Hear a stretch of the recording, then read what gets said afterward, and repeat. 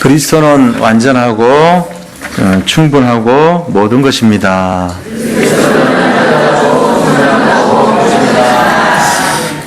하나님이 우리와 함께 하십니다. 인생의 최고 작품을 남깁시다. 우리가 이렇게 여러 가지 신앙 고백을 하고 인사를 했는데요. 왜 이렇게 자꾸 얘기를 하냐 하면은 우리 인생은 두 가지 모습으로 모든 것이 해석이 되고 진행이 됩니다. 근데 한 가지 모습만을 보는 눈을 가지고 있다면 그 이면에 있는 내용을 못 보게 되죠. 그래서 우리가 지금 나타난 것, 보이는 것, 액면에 있는 것을 가지고 숨어있는 비밀을 모른 채 겉으로 드러난 것만 만약에 반응을 한다면은 대부분의 성도님들과 대부분의 인생살이 하는 모든 사람들은 낙심에 빠질 가능성이 되게 많아요. 왜 그런가 하니까 세상에는 서로 많은 사람들이 원하는 것들이 동일하고 가지고 나타난 것은 부족한 상태예요. 뭐든지 먹을 것이 부족하고 물질이 부족하고 또 사람의 어떤 자리가 부족하고 학생들은 대학교 갈 수 있는 그 티오라 그러죠. 다 부족한 거예요. 그런데 원하는 사람들은 많아요. 그러다 보니까 자기가 원하는 대로 가지 않는 경우가 종종 일어나는 게 아니고 대부분 일어납니다. 그러니까 우리가 그 나타난 것만 가지고 보면은 이제 마음과 생각에 낙심으로 갈 가능성이 되게 많죠. 자, 이럴 때 우리가 인생의 두 가지 모습을 이해하지 못한다면은 그것을 우리가 갈 수 있는 가능성이 염려와 낙심과 절망 속에 빠질 가능성이 되게 많다는 거예요. 그런데 오늘 합병 예배를 드립니다. 우리 교회가 생기고 나서 어떤 의미에서는 가장 기쁜 날이라고 볼 수도 있습니다. 그런데 이 당장 합병 예배를 드리는 오늘 같은 이 날이 이르기까지 해도 여기 계신 분들은 잘 모르는 숨어있는 여러 가지 내용들이 있다는 거죠. 그러면 그런 내용들이 어떤 면에서는 또 다른 이제 막 이런 갈등의 요소가 될 수도 있고요. 하여튼 우여곡절 끝에 여기까지 이제 하나님이 이렇게 기쁘게 우리를 인도하신 것을 볼 수 있습니다. 그러나 보이지 않는 어려움이 있었겠냐 없었겠냐 생각하면은 나름대로 많은 어려움이 있었어요. 그냥 이렇게 막 여기까지 편안한 모습으로 합병이 진행되는 것 같지만 뒤에는 숨어있는 여러 가지 내용들이 있다는 거예요. 그런 내용들을 이제 우리가 은혜 가운데 받아들이고 수용하면서 여기까지 온 거죠. 자, 그러면은 우리 자신들이 합병의 이제 좋은 모습만을 이렇게 상상하잖아요. 앞으로 굉장히 좋아질 것이다. 교회가 합치니까 앞으로 많이 이렇게 은혜가 충만하고 지역을 살릴 것이다. 이제 이런 여러 가지 생각들을 할 겁니다. 그런데 잘 알아야 될 것이 있어요. 그게 뭐냐면은 보이지 않는 우리 앞에 모습이 나타날 수 있다는 거예요. 숨어있는 여러 가지 어려움이 복병으로 도사리고 있을 수 있다는 거예요.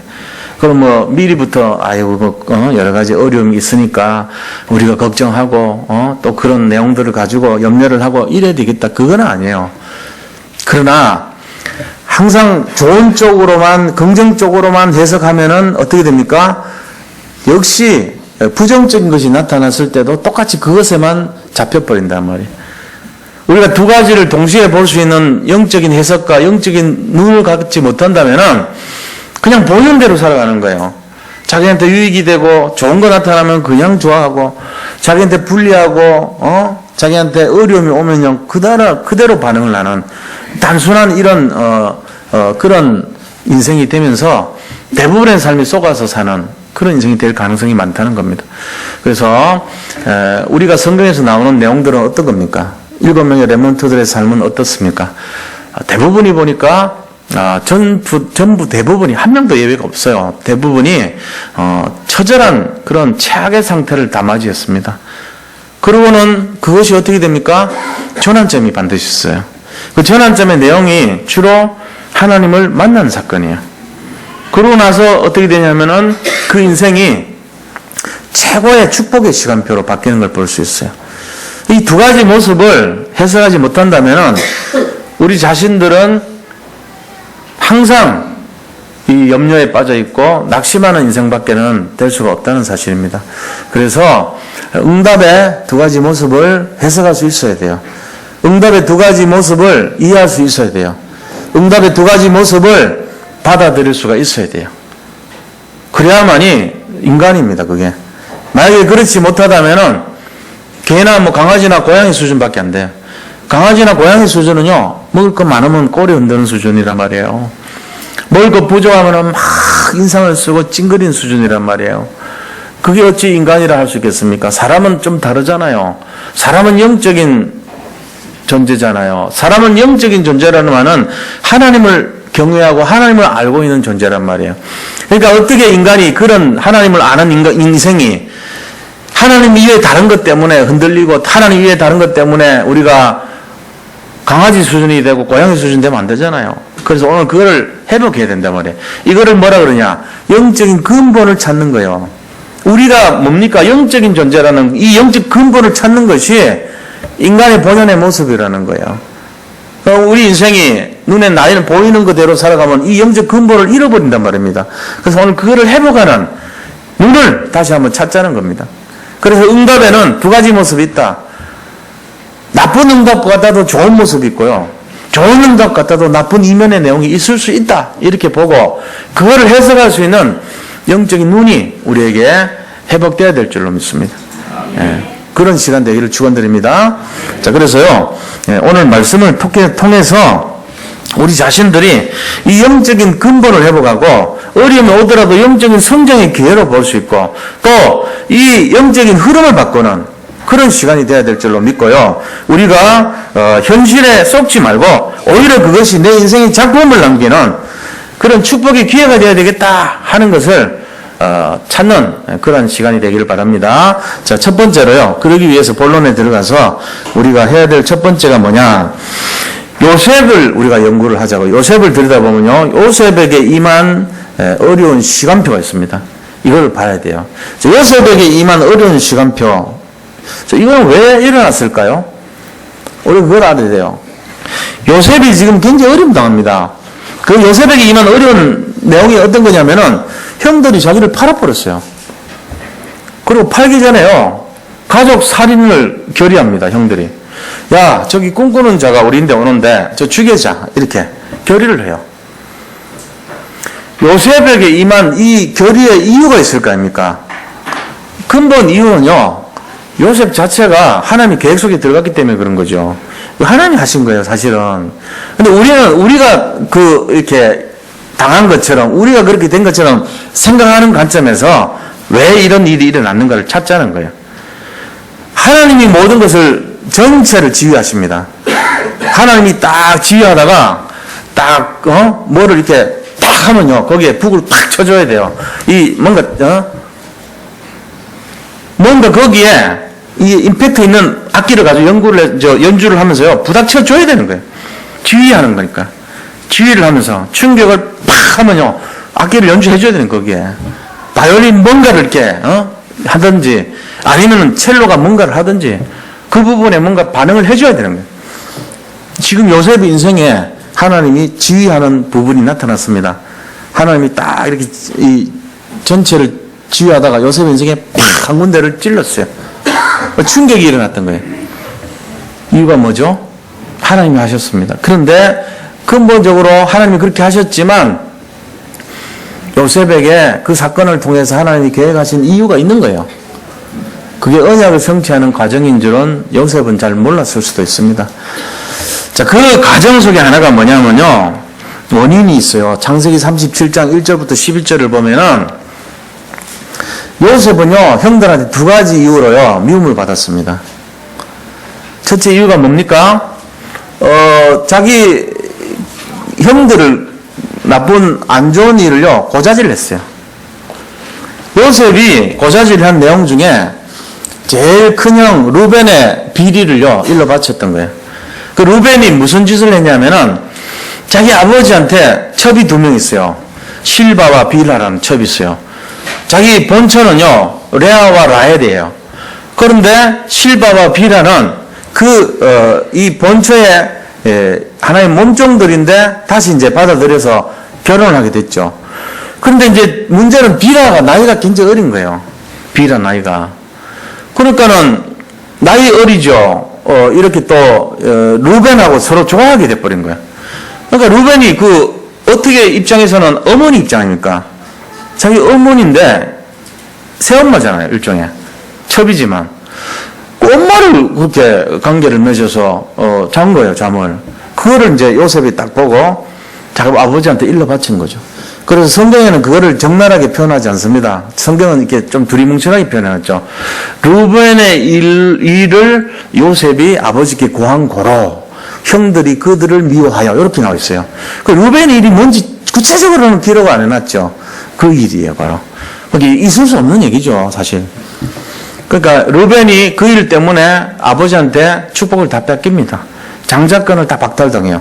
장자권이 뭐냐면 두 가지 축복을 줘요. 장자권은 뭐냐면 그 가정의 최고의 맞이로서의 권위. 다시 말하면은 이 장자의 제일 권위를 가지는 그 권세를 먼저 주는 거예요. 두 번째는 하나는 권세라는 어떤 상징적인 의미의 축복이죠. 그죠? 그러니까 그게 영적 의미의 축복을 가지는 거예요. 다시 말하면은 루벤을 통해 가지고 계속 나오면 누가 나와야 돼요? 원래는 그리스도가 나오게 되어 있는 거예요. 장자의 축복이니까. 그런데 그걸 뺏겨버렸어요. 엄청난 축복 뺏긴 거예요, 이게. 그러니까 영적 흐름의 제일 축복을 먼저 뺏겼어요. 두 번째 축복은 뭐냐? 물질적인 축복인데, 이 유산을 분배받을 때 남들 형제들보다 2배를 받아요. 이게 루벤이 받는 축복이에요. 그러니까 이 두 가지 축복을 당연히 받았어야 될 루벤이 다 뺏긴 거예요. 루벤 이름은 그 이후 나타나지 않습니다. 야곱의 모든 축복권에서 루벤은 제외됩니다. 뭐라고 해놨습니까? 창세기 49절 보니까 아비의 침상을 더럽힌 고로 루벤은 모든 것을 제외시킨다. 이래 나오네요. 저주를 받을지어다. 이래 나옵니다. 그래서 12지파의 이름에 루벤은 빠집니다. 루벤 지파 없습니다. 당연히 없죠. 우리 같으면 이제 진짜 잡아 죽일 일 아닙니까? 어떻게 보면은. 그런 일 아닙니까? 그런 일을 성경에서 기록을 해놨다니까요. 거짓말 안 하고 그대로. 그러니까 굉장한 축복을 빼앗긴 거예요. 그럼 이 축복을 누군가가 바톤을 다시 이어받아야 되죠. 누가 이어받았어요? 2명의 사람이 이 장자의 축복을 이어받습니다. 그 축복을 이어받은 사람의 첫째가 유다입니다. 유다도 떳떳한 일을 해서 이어받은 건 아니에요. 이렇게 안 좋은 일을 해가지고 길거리에 있는 여자와 잠을 잤는데 그게 하필이면 며느리라 또 다말. 근데 하나님이 이 다말의 믿음을 통해 가지고 씨앗을 전달하게 만들어주는 거예요. 그 사건을 통해 가지고 유다가 그리스도의 가문의 수장이 돼요. 그리스도를 유다 가문에서 받아들이잖아요. 이게 이제 루벤이 받아야 될 장자의 축복을 하는 유다에게 딱 준 거예요. 그러면요, 두 번째 축복은 누구에게 줍니까? 요셉에게 줍니다. 요셉이 12지파 중에서 2배를 받아요. 에브라임과 므낫세라는 아들이 그 분복을 받아서 2배를 받는 거예요. 원래 요셉이 받아야 되는데 요셉은 안 받고 그 대신에 에브라임과 므낫세라고 하는 두 사람이 아버지 대신 그 두 몫을 받아들인 거예요. 이게 결국은 장자의 축복이거든요. 그래서 루벤이 받아야 될 축복을 이 유다하고 요셉에게 다 나눠가지고 뺏겨버렸어요. 그러니까 루벤의 마음속에 뭐가 들어가 있어요? 요셉 죽여야 되겠다, 지금. 굉장히 분노가 들어가 있는 거예요. 그리고 루벤은 레아의 지파의 아들입니다. 그러니까 레아의 형제들이 전부 다 벼르고 있는 거예요. 우리 형의 축복권을 네 때문에 뺏겼어. 이러면서 이를 갈고 있는 거예요. 그 성경 속에는 그런 것까지 설명을 안 해놨지만 자세하게 들여다보면 그런 내용들이 있어요. 그래서 창세기 37장 7절 8절에 아버지 심부름을 받고 형들이 농사 목축을 잘하는지 감시조로 보낸 그때에 뭐라고 얘기를 하냐면요, 저 형 꿈꾸는 자가 와서 저놈을 죽여버리자, 이렇게 결의를 합니다. 그럼 물론 이제 루벤하고 그 동생들 지파 사람들의 결의예요, 이게. 그래서요, 이 가족 살해를 결의했다니까요. 저놈 죽이자고. 그런데 다행히 그 구덩이가 가는데 죽이지는 말고 구덩이에 밀어버린 거예요. 식겁을 시킨 거예요, 말하자면. 겁을 좀 주려고. 그렇게 해서 구덩이 간데, 거기에 물이 있었으면 죽었을 건데, 다행히 물이 없었더라. 이렇게 기록이 되어 있죠. 하나님이 인도하신 거죠. 자, 그럴 때, 거기에 형 루벤은요, 마음이 좀 바뀐 거예요. 아, 아버지 마음을 내가 한번 아프게 했는데, 사랑하는 저 아이를 죽이면, 요셉까지 죽이면, 나는 진짜 아버지 얼굴 못 볼 거 아니야. 죽이지는 말아야 되겠다 생각을 하고, 잠시 볼일 보러 갔어요. 화장실 갔던지. 그 사이에, 유다가요, 나서더니, 죽이지 말고, 우리 팔아먹자. 이렇게 말을 한 거예요. 자기도 살리고 싶은 건 똑같은데, 팔자고 얘기했거든요. 그래가지고 지나가던 이 미디안의 사람들, 이 말은 캐러반을 말해요. 그때 당시 캐러반이 저 이라크에서 출발해가지고 비단길을 지나가 실크로드를 따라서 애굽으로 가서 장사했던 무역로가 있었거든요. 근데 그 캐러반들이 대상이라고 그러죠. 무역상들이 지나갈 때 은 20냥을 받고 팝니다. 이 사건이 일어나죠. 그 원인은 왜 이런 어려움을 겪었냐? 원인은 고자질했고 그 다음에 왕따 당했기 때문에 그래요. 날마다 꿈꾸는 자 얘기를 꿈을 얘기했어요. 해와다가 11들들 나한테 절을 합디다. 엄마 아빠 형들 11명이 나한테 절을 합디다. 볏집들이 둘러서서 나한테 절합디다. 이래 맨날 그런 얘기하니까 안 그래도 진짜 미워가지고 미운 오리 털인데 이 자식 말하는 거 보세요. 맨날 나한테 우리 형들 엄마 아빠가 나한테 절을 합디다. 나를 섬깁디다. 쟤 안 봤으면 좋겠어요. 그냥 놔둬도 미운데 12지파 중에 반이 레아 아들 아닙니까? 6명이나. 그러니까는 12명 모이면은 레아 파들이 르벤 형들 밑에 있는 그 형제들이 실권을 잡고 있단 말이에요. 나머지는 독보다 안 되는 조금씩이야. 그러니까 이 르벤이 제일 끝발이 센데 안 그래도 눈에 가시 같은 라헬의 아들 그것이 말이죠. 맨날 아버지는 비단 떼떼옷 입혀줘. 걔만 감싸 또. 근데 이 말하는 거 들어보세요. 형들 나한테 절합디다. 꿈속에 보니까. 볏집들 맨날 둘러서서 나한테 경비합디다. 이걸 입에 너무 달고 다른 거예요. 내가 막 안 보면 치워받고 싶은 거라. 때려 죽이고 싶은 놈이야, 이게. 지 복을 지가 벌었어, 이게. 그게 누가 시켰죠? 하나님이 그렇게 만든 거예요. 왜요? 형들한테 왕따 당해서 팔려가게 만들어야 되니까. 그게 하나님 계획이라니까요. 우리는 그걸 모르지만 요셉 입장에서는 굉장히 억울하죠. 내가 뭐 잘못한 것도 없는데 뭐 있는 거 그대로 말한 것밖에 있어요. 꿈 본 거 얘기한 것밖에 있어. 요셉은. 근데 그걸 그렇게 만든 게 하나님이 싫어하는 거예요. 지가 뭘 잘못했는지도 모르게 만드는 거예요. 우리 보면 어떤 사람들 보면 어릴 때 보면 왜 저럴까 하고 막 화날 때 있잖아요. 이기적이고 개인적이고 막 하나님 계획이라면은 이해해줘야 돼요. 얘가 이렇게 만들어졌구나. 하나님 이렇게 키우면서 뭔가 계획이 있겠다. 우리는 모릅니다. 그 아이가 왜 그렇게 커야 되는지. 근데 하나님이 요셉에게 어려운 시기를 주면서 애굽에서 벗어나도록 하기 위한 계획이 성취되는 과정이에요, 이게. 자, 그렇게 했습니다. 그렇게 했을 때 요셉이요, 결국 어디로 갑니까? 애굽의 시위대장 보디발 집에 팔려갑니다. 시위대장이라고 하는 거는 지금으로 말하면요, 임금, 다시 말하면 대통령 경호 부대라고 볼 수도 있어요. 시위대장이라고 하면은. 아니면은, 임금과 가장 가까이 있는 수도경비사령부 사령관이라고 볼 수도 있어요. 수경사 사령관. 그러니까 수경사 사령관은요, 대통령의 가장 최측근을, 거기에다 맡깁니다. 수도경비사 사령관이 만약에 대통령을 위해서 쿠데타 일으켜버리고, 청와대에다 탱크 몰고 이런 사람 세울 것 같으면 큰일 나죠. 그러니까 대통령이 가장 먼저 신경 쓰고 지명하는 사람이 비서실장하고 수경사 사령관입니다. 그 사람은요, 가장 측근이에요. 지금 그런 사람이 시위대장 보디발이었어요. 이 집에다가 개인 왕의 마음에 안 드는 사람들, 정치범 수용소를 그 집에 만들어 놔할 정도로 시위하던 사람이 보디발입니다. 그 집에 팔려간 거예요. 굉장히 이제 이 노예 생활을 시작하게 됐어요. 그러니까 엄청나게 어려운 이제 입장이 되죠.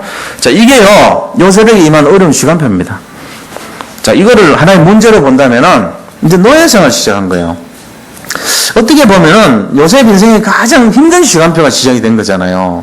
근데 오늘 제목이 뭡니까? 응답의 두 가지 모습이란 거잖아요. 이게 하나의 응답이라면, 이 응답의 두 가지 모습이 있다는 거예요.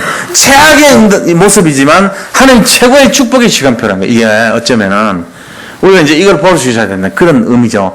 응답의 두 가지 모습. 요번에는 우리가 합병이 가장 좋은 응답으로 왔지만 또 저기에는 숨어있는 복병이 있다는 거. 그것도 볼 수 있어야 돼요. 갈등이 일어날 수 있거든요. 두 개 합병하는데 쉬운 게 아니거든요. 앞으로가 문제거든요. 이런 그릇이 준비 안 되면요. 하나님이 더 복잡하게 만들어버리거든요. 여기 있는 분들도 어떤 의미에서는 그거 모르면요. 새로운 갈등에 도전 안 하면요. 시달리게 됩니다. 그래서 오늘 제목을 잘 이해하셔야 돼요. 좋은 응답이든 나쁜 응답이든 두 가지 모습이 있다. 그래서 너무 낙심하거나 너무 거기에 막 좌절하거나 이럴 필요는 없다는 거예요. 그런 의미로 보시면 됩니다. 요셉에게 지금 나타난 첫 번째 내용은 하나의 최악의 응답의 모습으로 나타났죠. 근데 이거조차도 요셉은 결단했습니다. 뭐라고요? 이상하게 반응하지 않아요. 반응하지 않고 그대로 순종해요. 그리고 거기에 길들여집니다. 이상하죠? 왜요? 기도했기 때문에 그래요. 기도했기 때문에 절대 주권을 갖고 있었어요. 하나님은 나를 인도하실 것이라는 믿음을 갖고 있었던 거예요. 그래서 기도의 성장 시간표로 들어갔던 거예요. 기도로 영적인 성장의 기회로 받고 기도를 통해서 영적인 축복으로 들어갔던 거예요. 영적인 근본을 찾았고 영적 흐름을 회복했던 거예요. 다르죠? 그래서 요셉이 응답받은 사람이 된 거예요. 우리가 똑같은 문제가 올 때 우리는 영적 침체로 빠집니다. 대부분. 영적 좌절로 들어갑니다. 영적 낙심으로 빠집니다. 영적 절망으로 빠집니다. 영적 침체라 그래요. 그거를. 그렇게 되면 일어서지 못하죠. 자살해야 돼요. 근데 그게 아니고 이게 영적인 성장의 기회고 영적인 축복의 회복의 기회고 영적 흐름을 바꾸는 기회고 영적인 정상을 찾는 기회다. 영적인 성장의 기회다. 이걸 찾은 게 요셉이란 말이에요. 이걸 찾은 게 요셉이에요. 그러니까 인생이 달라졌어요. 지금 이 시간에 똑같이 말씀드립니다. 우리에게는 여러 가지 어려움이 많이 있고 비슷한 문제도 계속 일어납니다. 근데 찾으세요. 진짜로. 영적인 축복의 기회를 찾으셔야 돼요. 성장의 기회를 찾으셔야 돼요. 영적인 도전의 기회로 찾으시기 바랍니다. 그래서 우리 인생을 어떻게 돼요? 바꿔야 돼요. 작품을 남겨야 돼요. 오늘 그런 얘기가 계속 진행됩니다. 그래서 요셉은 절대로 절망하지 않았고 그거를 오히려 하나님께서 주시는 축복으로 보고 기도하고 순종했다는 겁니다. 만약에 요셉이 일반 사람 같았으면 뭐라고 얘기했을까요?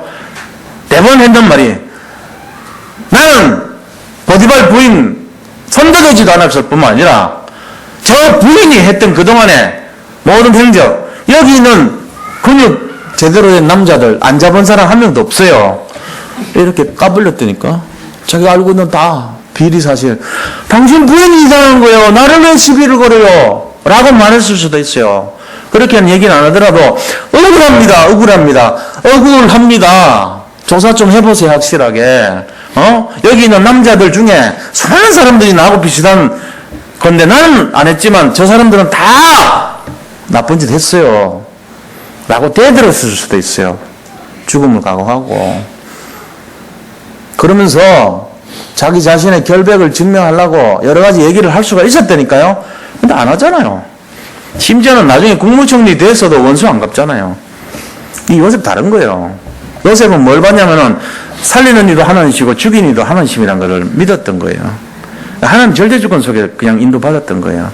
그게 요셉의 신앙입니다. 그러니까 영적으로 정상의 상태로 성공의 상태로 회복의 상태로 갈 수밖에 없어요. 요셉은.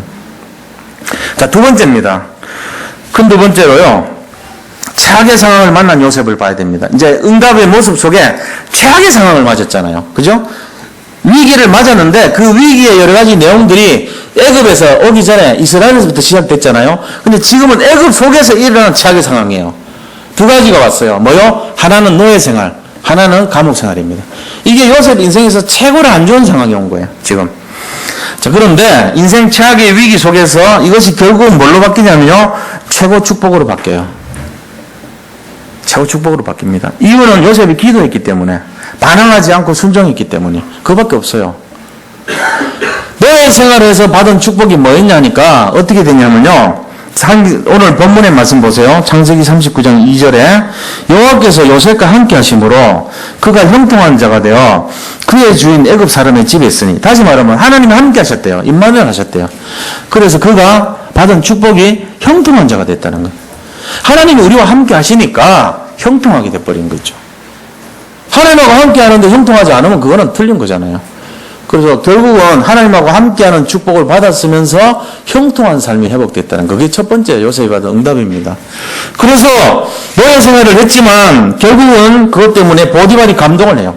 아, 저 사람은 뭔가 저 사람이 믿는 하나님 신은 진짜 신인가 보다. 쟤는 뭔가 좀 다르다. 제가 하는 일마다 다 잘 되고 형통하더라. 뭔가 이상하게 잘 돼요. 제가 손대는 거는. 그 주인이 믿고 맡길 사람이 된 거예요. 그러니까 요셉을 가정 총무로 삼아요. 가정에서 전체 책임자로 삼아버린 거예요. 가정의 총 책임자. 그러면서 하나님이 증거를 또 줘야 되잖아요. 총무로 삼아가지고 그다음부터 일이 꼬이고 요셉이 하는 것마다 음식 태워먹고 밑에 있는 사람들이 청소도 안 하고 게으르고 그럴 수 있죠. 왜요? 아, 우리 주인이 말이야 요새 기분 나빠 죽겠어. 저 노예를 언제 봤다고? 우리는 여기서 계속 살았는데 언제 봤다고 저 노예를 가져와가지고 애굽의 노예를 우리 이집트인 이 사람들의 총 책임자로 어떻게 세우냐 말이지. 기분 나쁘단 말이지. 그럴 수 있잖아요. 아, 들어온 놈이 백일 놈 빼도 유분수지. 들어온 지 얼마 됐다고 저것이 총무가 되고 우리는 뭐야? 이럴 수 있잖아요. 그러면서 밑에서 야, 일하지 마. 이제부터 놀자 우리. 말 듣지 말자. 저 히브리인 말 듣는 바는 차라리 나는 그냥 여기서 그냥 주인이 보든 말든 나는 그냥 안 할 거야. 이런 식으로 할 수 있거든요. 근데 그런 말이 없어요. 그렇게 한 적이 없어요. 뭐라고 해요? 요셉을 인하여 보디발의 집과 보디발의 밭을 축복하였더라. 이래 돼요. 오히려 더 좋게 만들어버려 하나님이. 그러니까 아무 소리도 못해 밑에 있는 사람들이. 요셉이 하는 일마다 잘 되니까 증거 앞에는 말을 못하거든요. 이상하게 제가 손대는 것마다 잘 되니까 말을 못하잖아요. 그렇게 돼야 되죠. 이게 형통이란 말이에요. 형통. 형통이란 게 뭐죠? 서로 뚫린다는 얘기잖아요. 뚫려버린 거예요. 막힌 담이 없어지는 거예요. 훤하게 돼버린 거예요. 그러니까는 가슴에 뭔가 쌓인 것이 없이 시원하게 된 거예요. 전부. 모든 사람의 마음을 시원케 하는 자가 된 거죠. 이게 형통한 자의 비밀입니다. 그래서 하나님이 이 최악의 이 노예 생활을요, 완전히 최고로 만들어주잖아요. 두 번째, 감옥 생활을 했어요. 감옥 생활을 하는데, 이 간수의 마음을 녹여버려요. 간수가 딱 보니까 요셉 얘가, 항상 밝으면서, 이렇게 막, 생글생글하고, 뭔가 생기가 발랄하거든요. 그러면서 성실하단 말이에요. 그걸 금방 알죠, 사람들은. 그래가지고, 그 간수장이요, 마음을 믿고, 야, 요셉, 네가 이 안에서 일 좀 해. 내가 할 일을 네가 좀 했으면 좋겠어. 이 사람들, 한 5에 한 번씩 화장지 나눠줘야 되니까 네가 나눠줘라. 이거 나름대로 여기 이 세상에서는 특권이야. 그렇잖아요. 치약 네가 좀 분배해줘. 이 사람들 일하는 거 필요한 거 네가 여기 있는 보급관 해. 제가 보급관 생활을 해봤더니요, 배를 탔는데 전부 함장님부터 저 밑에 말단 수병까지요, 저한테 되게 이렇게 좀 잘 보이려고 그래. 말하자면 저는 계급이 소위 중인데 소령님들이 와서 함부로 저한테 명령을 하지를 못해요. 왜? 이거는 어떤 미국도 다 그렇습니다. 미국에도요, 보급관 소령인데 그 위에 있는 사람들은요, 전부 대령, 별 이런 사람들이 다 함정에 근무하는 부서장입니다. 저는 중위인데 부서장을 했어요. 부서장 중에 전부 중령급이에요. 중령, 대령, 중위. 부서장이니까 부서장 격별비가 나왔어요. 돈이 저한테. 한 달에 제 월급의 한 3배 정도 되는 돈이 나왔대요. 부서장 운영비가 나왔어요. 그러니까, 뭔 말이냐면은, 직급은 낮지만, 계급은 낮춰놔서, 부서의 권한이, 물질이라는 권한을 갖고 있는데, 계급까지 높으면은, 제가 마음대로 할 거 아니에요. 그러니까 그렇게 안 하게 하려고, 계급은 낮춰놨지만, 권한은 분임 물품 관리관이거든. 650억을 제 마음대로 흔들 수 있게 만들어놨다. 650억이에요. 배에서 건들 수 있는 돈이. 그러니까 함장님 다음은 분임이라니까. 함장님은 물품 관리관이고 나는 분임 물품 관리관. 부함장은 아니지만 그런 권한을 갖고 있었단 말이에요. 그러니까 이 요셉한테 지금 간수장이 얼마나 마음을 뒀으면은, 야, 네가 내가 할 분임 물품 관리관인데. 그러니까 거기 있는 사람들 장관 출신이라도 지금 뭐예요? 전부 감옥에 갇힌 주제에 뭐 따지겠어요, 계급. 전부 요셉한테 와가지고 막 임금 얘기 막 해주면서 임금님이 뭘 어떻게 했더라고 막 이런 거 얘기하면서 마지막에 치약 혹시 하나 남는 거 있냐? 이런 거 얘기한단 말이에요. 화장지 혹시 지금 필요한 데 있냐? 얘기할 수밖에 없지. 혹시 건빵 좀 남는 거 없냐? 배가 요새 좀 출출해. 내가 살이 많이 빠지고 있어. 이러면서 그거를 부탁할 수밖에 없죠. 그러니까 요셉하고 이 두 사람이 친할 수밖에 없는 거예요. 거기 오는 정치범들이. 그래서 다 털어놔. 왕의 비리, 왕이 좋아하는 거, 왕이 뭐 싫어하는 거 이런 거 다 가르쳤어요. 정치를 배운 거예요. 거기는 두 사람 중에 한 명이 술 맡은 가는장이고 한 명이 이 떡 맡은 가는장인데 보세요. 옛날에는 왕들 독살이 많았거든요. 근데 술하고 떡이란 거는 독살의 제일 중요한 내용 아닙니까? 그러니까 이 두 사람은 왕이 최고를 신임하는 사람들이에요. 보디발하고 비슷한 급이라고 보시면 되죠. 비서실장급이란 말이에요. 보디발은 수로 경비사령부 사령관이라면 이 두 사람은 비서실장이라고 보면 되거든. 근데 그 술 맡은 간원장은 랍사게라 그래요. 그 이름이 랍사게가 술 맡은 간원장 이런 계급이에요. 근데 떡 맡은 간원장은 예언대로 3일 만에 죽었어요. 근데 이 랍사게는 3일 뒤에 복권이 돼서 다시 자기가 맡은 그 비서실장으로 갔다니까. 보세요. 하나님이요. 이 두 가지 축복 준 거예요. 첫째는 간수장을 통해 가지고 거기 있는 사람들과 만나게 하는 축복이죠. 두 번째는요. 거기 있는 사람과 교분을 쌓았어요. 정치를 배우는 축복이에요.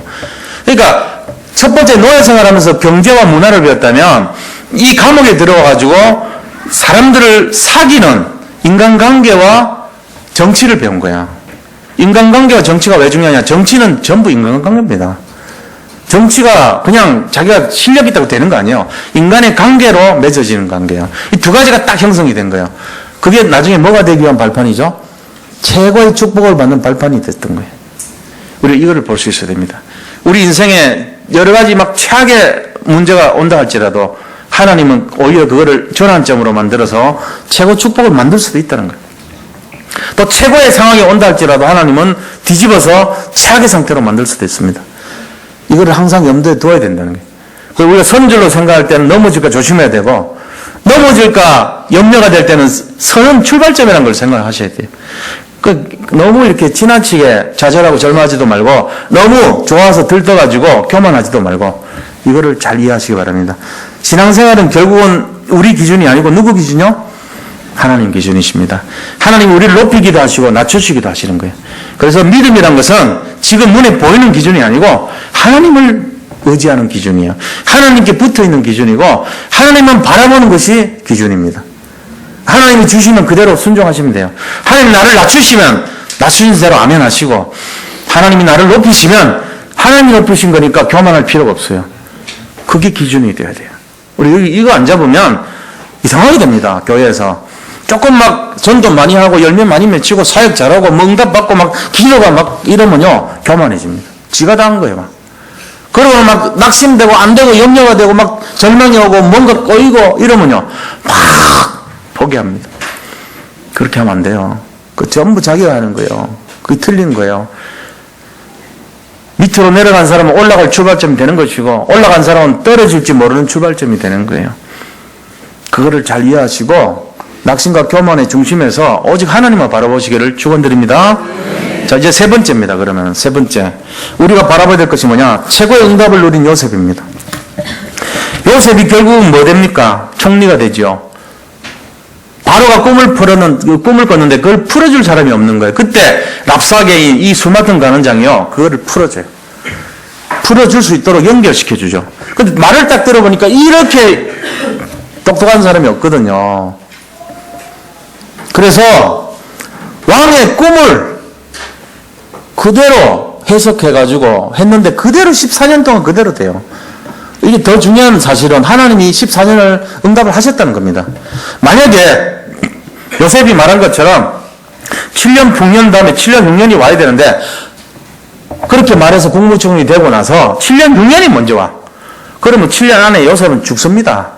보디발 집에 가가지고 너 왕을 기만했어 임마. 네가 그 감옥에서 빠져나오려고 나한테 거짓말했지. 그거는 반죽입니다. 7년 동안 바로 즉각 목 날렸을 수도 있어요. 그리고 나중에 8년째 흉년 들어오면 뭐라 합니까? 왕이 요셉 말 맞았네 이러면서 내 말이 맞았는데 순서가 좀 바뀌었구나. 괜히 죽였네. 이럴지는 몰라. 그때 늦었어요. 죽었으니까. 근데 하나님 말씀대로 그대로 한 거예요. 7년 풍년 다음에 7년 흉년이 온 거예요. 이게 더 중요한 거란 말이에요. 우리가 그걸 알아야 돼. 하나님 진짜 말씀하신 대로 그대로 성취하십니다. 그래서 전 세계를 살리는 축복의 주역이 됐죠. 총리가 되는 축복뿐만 아니라 애굽 주변에 다 애굽을 살리고 주변의 사람들 다 살렸어요. 먹을 것 가지고. 이 축복 받았던 겁니다. 이거는 결국은 뭐가 성취된 거죠? 창세기 37장 11절. 해와 달과 11번이 내게 절하더이다. 이 모든 볏집들이 둘러서서 나에게 절하더이다. 이 말씀이 그대로 성취된 게 맞아요. 형들이 절했다는 말이 결국은 이 말씀이 성취된 내용이야. 그래서 흉년이 온 거예요. 우리가 하나님 말씀은요, 그대로 됩니다. 지금도 하나님 말씀이 우리 자녀들에게 그대로 성취되고 있습니다. 지금도 하나님 말씀이 여기 계신 모든 분들에게 하나도 빠짐없이 진행되는 줄 믿으시기 바랍니다. 그거를 믿어야 되는데, 내가 내 눈 가지고 죄송합니다. 썩은 동태눈 가지고 해석을 해. 잘났다고. 그러니까 안 되지. 그런 눈으로 해석하면 틀려요. 눈에 보이는 대로 하지 마시고, 영적인 도전을 하시고, 영적인 해석을 하시기 바랍니다. 영적인 회복과 영적인 흐름을 잡으시고, 영적인 성장으로 우리가 나갈 수 있기를 축원드립니다. 그거 아니면 안 돼요. 그래서 뭘 바꿔야 되냐? 생각 바꿔야 됩니다. 믿음의 고백이 돼야 됩니다. 뭐라고 했습니까, 요셉은? 요셉은 하나님께서 그리스도의 씨를 보존하기 위한 하나님의 계획을 성취하려고 요셉을 준비하셨던 겁니다. 그래서 요셉은요, 내가 노예로 여기 팔려온 것이 아니고 하나님이 나를, 우리 민족을 보존하시려고 여기 파송하셨구나. 이 고백한 거예요. 애굽에 나를 보내신 이유는 우리 민족을 보존하시려고 나를 보내셨구나. 이 고백한 거예요. 이 고백 찾으셔야 돼요, 우리도. 지금 여러 가지 상황이 있습니까? 질병이 있습니까? 여러 가지 어려움이 있습니까? 그 속에서 하나님이 나를 애굽에 보낸 이유, 절망의 노예로 보낸 이유, 감옥에 보낸 이유, 파송하셨구나. 그걸 찾으셔야 돼요. 그 다음에 두 번째는요, 모든 응답 하나도 없는 것 같았지만 결국은 하나님이 모든 걸 숨겨놓으셨구나. 이거 고백해야 돼요. 응답이 하는 거 없는 것처럼 보이지만 하나님이 모든 것을 숨겨놨단 말이에요, 지금. 그거 찾으시기 바랍니다. 세 번째는요, 하나님이 나를 시대에 살릴 남은 자로, 렘넌트로 숨겨두셨구나. 이거를 발견하시기를 바랍니다. 우리가 누굽니까? 우리 누구예요? 이 마지막 시대를 위해서 남겨놓은 자요. 하나님이 이 시대가요, 지금 양과 염소 시대입니다. 교회 안에 양이 있고 염소가 있어요. 교회 안에. 그럼 교회 안에 사람들을 말한 게 아닙니다, 이게. 교회 자체가 WCC 운동하는 염소가 있고요. 진짜 복음 운동하는 양이 있다. 그 말이에요. 지금 그 시대 됐어요. 반반이에요, 지금 전 세계가. 50%는 WCC 운동하고, 나머지 50%는 복음 운동하는 교회예요, 지금. 이거 무너지면 큰일 나요. 우리는 지금 그 50% 안에서도 유일성 가진 그런 마지막 시대 주자입니다. 그거를 딱 봐야 되지. 우리 그냥 눈앞에 보이는 거 자꾸 액면 보고 그걸 하면 안 돼요. 영적인 정체성을 가지고 영적 흐름을 회복하고 영적 도전을 하고 영적인 근본을 회복하고 영적인 축복을 누리고 영적인 성장을 하고 이런 쪽으로 생각하셔야 돼요. 영적 침체하고 영적으로 낙심하고 영적으로 절망하고 이런 수준 되면 안 된다는 거예요. 지금 전 세계가 지금 희미해져 가고 있습니다. 복음이 없어가고. 우리는 복음을 강하게, 더 강하게, 이름도 산돌, 예비. 그런 이름 받았어요, 우리가. 산돌 예비교회 성도된 걸 믿으시기 바랍니다. 산돌이란 게 그리스도예요. 예비시란 게 그리스도 빛이에요. 얼마나 이게 지금 의미가 있는 말입니까? 이 마지막 시대에. 복음교회입니다, 우리가. 복음교회. 그리스도교예요. 그런 말이에요. 거기에 일원이 된 걸 축복드립니다. 우리가 이 정체성을 아시고 날마다 승리하시기 바랍니다. 자, 결론을 말씀드리겠습니다. 결론은 뭐냐? 세 가지 작품을 남기자는 거예요. 결론. 매일매일 기도의 작품을 남기시기 바랍니다. 요셉이 그랬잖아요. 어려움 속에 들어갔을 때 요셉은 결단을 했는데 내가 기도해야 되겠다. 그게 기도의 작품을 남긴 거예요. 그래서 요셉은요, 그 기도의 결과 뭐가 됐어요? 가정총무가 된 거예요. 기도의 결과 뭐가 됐어요? 간수장의 마음에 들어간 거예요. 이게 기도 결과란 말이에요. 자, 두 번째는요, 인생 전도 작품을 남기자는 거예요. 우리 발걸음을 통해서 전도 작품을 남기자. 요셉 한 사람 때문에 구원받은, 영향을 받은 사람이 누구죠? 일단은 바로왕입니다.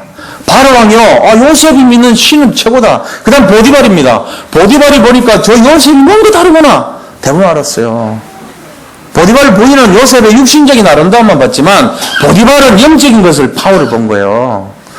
영적인 파워를 봐는 것이 뭐냐? 그게 전도된 거란 말이야. 알지 모르게. 우리가 만약에 저 사람 뭐가 있다는 걸 느낌을 주기만 하면 전도된 거예요. 그 사람이.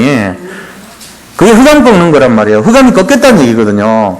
흑암 안 꺾이면 절대로 영접 안 합니다. 흑암 안 꺾이면 절대로 우리를 좋게 안 봅니다. 실성한 사람으로 보죠. 저 예수 믿고 이상한 사람이라 보지 좋게 안 봅니다. 근데 좋게 본다는 것은 그 사람 흑암 꺾인 거예요. 그건 뭐냐? 내가 전도의 작품을 남기고 있다는 게 지금 가는 곳마다 영향을 끼치는 거예요. 그리고 주변에 있던 모든 사람들, 애굽에 있는 모든 주민들이 우리 국무총리 뭔가 달라. 저 사람은 뭔가 저 사람 믿는 신은 살아있어. 다 믿었어요. 그리고 주변에 이스라엘 주변, 애굽 주변에 있는 모든 나라들이 전부 와가지고 밀가루 사가면서 이 사람 대단한 사람이야. 풍년을 예측했고 후년을 예측해서 이렇게 강대국이 미리 살림살이 챙기는 총리야. 진짜 제대로 된 왕이야. 이런 사람 우리나라에서는 좋을 건데 이런 영향을 받았다니까. 그 사람들이 다 전도 작품이 된 거야. 요셉 인생이 전도자의 축복의 최고 아닙니까? 그러니까 그런 작품을 남겼다니까. 세 번째, 우리 인생 작품을 남겨야 돼. 우리 인생 작품. 요셉은요, 자기 아버지하고 헤어졌지만 어릴 때는 철이 없어가지고 일로 바치고 그랬지만 나중에는 원수 같지 않았어요. 인생 작품을 남긴 거예요. 그러면서 국무총리 중에 최고의 국무총리 됐습니다. 왕보다도 더 실권이 있었습니다. 어떤 면에서. 왜요? 복음을 가졌기 때문에. 하나님 그를 한없이 높인 거예요. 이런 인생 작품을 남게 됩니다. 이 세 가지 기억하시기 바랍니다. 위기에서 기도 작품. 정말 최고가 됐을 때 전도 작품. 하나님께 영광 돌리는 전도 작품. 그리고 그 인간성의 근본이 인생 작품으로. 사람 살리는 작품으로 남길 수 있도록 이번 한 주간뿐만 아니라 앞으로 지속해서 이 응답이 누려지시기를 예수 그리스도 이름으로 축복합니다. 우리 받은 말씀 생각하면서 함께 기도하겠습니다. 하나님, 모든 응답에는 두 가지 모습이 있음을 알고 우리가 어떤 상황이든지 낙심과 염려에 잡히지 말고 영적 도전과 영적 성장과 영적 축복의 시간표로, 영적 흐름을 회복하는 시간표로 들어갈 수 있기를 원합니다. 우리 삼돌 성교교회 모든 성도님들이 오늘 이 시간, 이 응답을 누리는 최고의 증인들로 당당히 설 수 있도록 인도하여 주옵소서. 예수 그리스도 이름으로 기도드립니다. 아멘.